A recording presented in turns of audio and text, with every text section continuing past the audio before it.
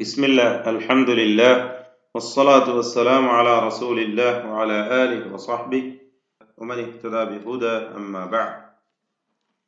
ബഹുമാന്യരായ സഹോദരന്മാരെ, നമ്മൾ സിഫാത്തുൽ ഹുറൂഫ് എന്താണെന്നാണ് മനസ്സിലാക്കി വരുന്നത്. അക്ഷരങ്ങൾക്ക് നൽകപ്പെടുന്നതായ സ്വരവിശേഷണങ്ങൾ, അതിന് ആ ശബ്ദത്തിൽ ഉച്ചാരണത്തിൽ നൽകപ്പെടുന്ന അതിൻ്റെ ഒരു പ്രത്യേകമായ ഗുണവും സ്വഭാവവും വിശേഷണവും, അതാണ് സിഫാത്ത് കൊണ്ട് ഉദ്ദേശിക്കപ്പെടുന്നത്. നമ്മളത് വ്യക്തമായി മനസ്സിലാക്കി കഴിഞ്ഞതാണ്.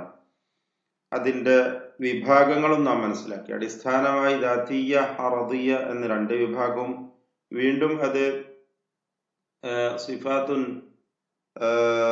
ലാ ദിദ്ദ ലാ, സിഫാത്തുൻ ലഹ ദിദ് എന്നിങ്ങനെ രണ്ട് വിഭാഗവും, ദിദ് ഇല്ലാത്ത, വിപരീതങ്ങൾ ഉള്ളവയും വിപരീതങ്ങൾ ഇല്ലാത്തവയുമായ സിഫാത്തുകൾ എന്നൊക്കെ വിശദമായി രണ്ട് വിഭാഗങ്ങളായി നാം മനസ്സിലാക്കുകയുമുണ്ടായി. ഇനി വിശദാംശങ്ങളിലേക്ക് കടക്കുകയാണ്. ഓരോ സിഫത്തും എന്താണ് എന്ന് നമ്മൾ മനസ്സിലാക്കുവാൻ പോവുകയാണ്. ഒന്നാമതായി വിശദാംശങ്ങളിലേക്ക് കടക്കുകയാണ്. സിഫാത്ത് വിശദമായിട്ട് നാം മനസ്സിലാക്കുമ്പോൾ ഒന്നാമതായി അൽ ഹംസ് എന്ന സിഫത്താണ്. ഹംസ്, ഹ മീമ് സീന്, ഹ മീമ് സീന്, അൽ ഹംസ്. ഇത് യഥാർത്ഥത്തിൽ വിപരീതമുള്ള സിഫത്താണ്.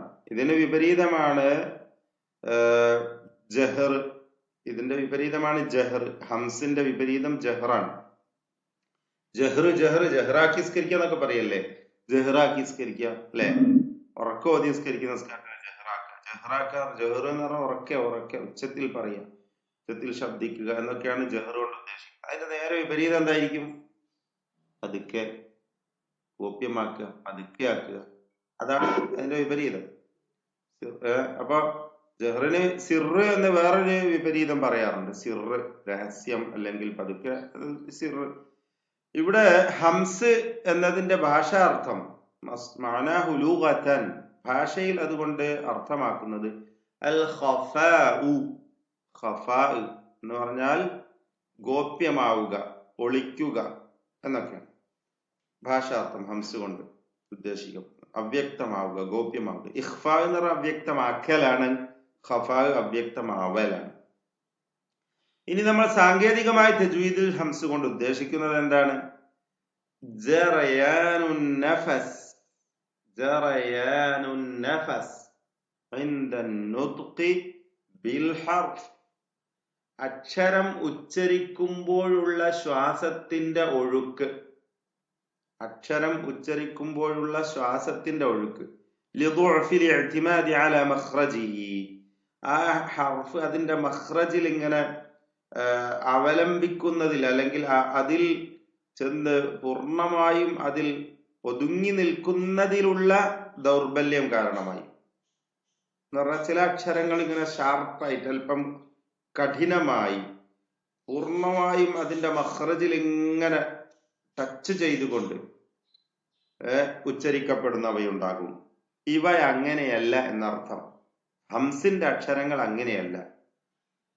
അതിന്റെ മഖ്റജിൽ ഇങ്ങനെ പൂർണ്ണമായും ഒതുങ്ങി നിൽക്കാതെ, അല്ലെങ്കിൽ അവിടെ ഒരു കൃത്യമായ ബിന്ദുവിൽ ചെന്ന് തട്ടിക്കൊണ്ട് ഉച്ചരിക്കപ്പെടാത്ത അവസ്ഥയിൽ ഒരു അല്പം ലോലമായ, അല്ലെങ്കിൽ ലോലമെന്ന് പറയണ്ട, അല്പം ഒരു ദൗർബല്യത്തോടു കൂടിയാണ് ഈ അക്ഷരങ്ങൾ ഉച്ചരിക്കപ്പെടുന്നത്.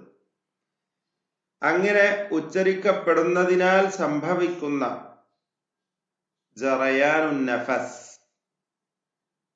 അതായത് ആ ശ്വാസത്തിന്റെ ഒഴുക്ക്, അതാണ് ഉദ്ദേശിക്കപ്പെടുന്നത്, ഹംസ് കൊണ്ട് ഉദ്ദേശിക്കപ്പെടുന്നത്. ഇപ്പോ ഉദാഹരണത്തിന് കൽക്കലത്തിന്റെ അക്ഷരങ്ങളൊക്കെയാണ് ഇതിന് നേരെ വിപരീതം. നല്ല ഉദാഹരണമാണ് ഇതിന്റെ വിപരീതമായ അക്ഷരങ്ങൾ. എന്നാൽ ഇവ ഏതാണ് ഹംസിന്റെ അക്ഷരങ്ങൾ? അത് 10 എണ്ണമാണ്, 10 അക്ഷരങ്ങൾ. അത് നമുക്ക് ഓർക്കാൻ നല്ല എളുപ്പമാണ്. ഇബ്നുൽ ജസരി തന്റെ ഷെയറിൽ അദ്ദേഹം പറഞ്ഞതുപോലെ ഫഹസ്സഹു ശഖ്സുൻ സകത്. അങ്ങനെ ഓർത്തു വെച്ചാൽ മതി കേട്ടോ. ഫഹസ്സഹു ശഖ്സുൻ സകത്. ഇവയാണ് ഹംസിന്റെ അക്ഷരങ്ങൾ, മഹ്മൂസായ അക്ഷരങ്ങൾ. അൽ ഹുറൂഫുൽ മഹ്മൂസ. ഫഹസ്സഹു ശഖ്സുൻ സകത്. അൽ ഹുറൂഫുൽ മഹ്മൂസ എന്ന പേരിൽ അറിയപ്പെടുന്നു. ഫഹസ്സഹു ശഖ്സുൻ സകത്. ഫാ, ഹാ, താ, ഹാ. ശ്രദ്ധിച്ചോളണം. ഫാ, ഹാ, താ, ഹാ. പിന്നെ ഷീൻ, ഖാ, സ്വാദ്, സീൻ, കാഫ്, താ. ഇത്രയും അക്ഷരങ്ങളാണ് മഹ്മൂസായ അക്ഷരങ്ങൾ, ഹംസിന്റെ അക്ഷരങ്ങൾ.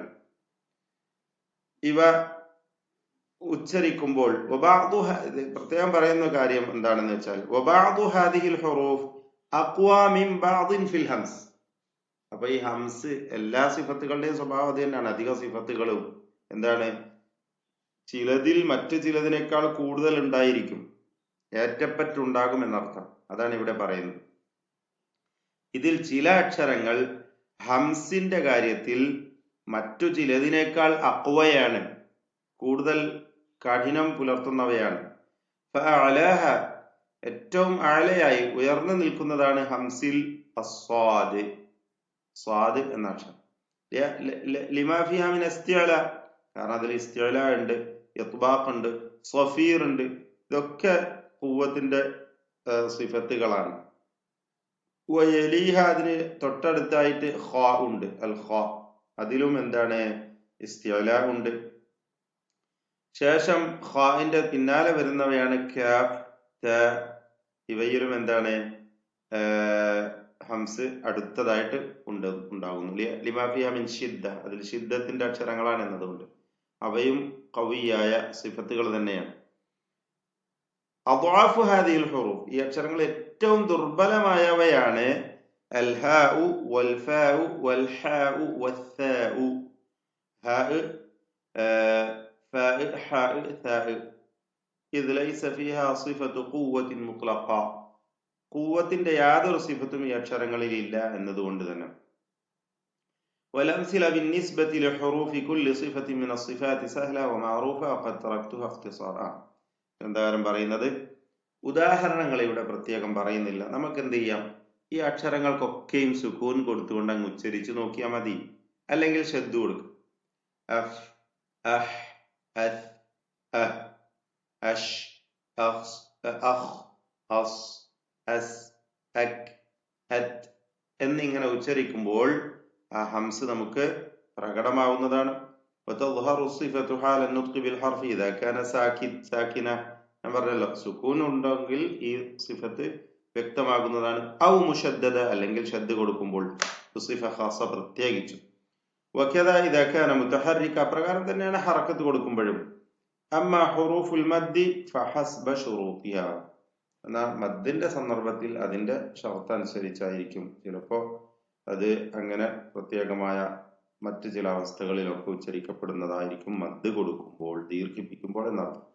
അത് ഇസ്തിഅലാവും തഫ്ഖീമും അല്ലാതെ തർത്തീഖും, അങ്ങനെ വ്യത്യസ്തങ്ങളായ അവസ്ഥകൾ അക്ഷരങ്ങൾക്കുണ്ടാകും. ഏതായിരുന്നാലും ഇവക്ക് സുക്കൂന് കൊടുത്തുകൊണ്ടോ അല്ലെങ്കിൽ ഷദ്ദ് കൊടുത്തുകൊണ്ടോ ഉച്ചരിച്ചാൽ നമുക്ക് സിഫത്ത് വളരെ വ്യക്തമാകുന്നതാണ്. ഹംസ് എന്ന സിഫത്ത്, ഹംസ് എന്ന് പറഞ്ഞാൽ പതുക്കെ പറയാ, ഹംസ് ഇങ്ങനെ മന്ത്രിക്കുക എന്നൊക്കെയുള്ള അർത്ഥമാണ്. അപ്പൊ അഫ്, അഹ്, അസ്, അഷ്, അഖ്, അഹ്, അക്, അത്, അഷ്, അല്ലേ? ആ ഒരു പ്രത്യേകമായ സ്വഭാവം ഈ അക്ഷരങ്ങൾക്ക് മാത്രമുള്ളതാണ്, ഈ 10 അക്ഷരങ്ങൾക്ക്. അതാണ് ഹംസ് എന്ന സിഫത്ത് കൊണ്ട് ഉദ്ദേശിക്കപ്പെടുന്നത്.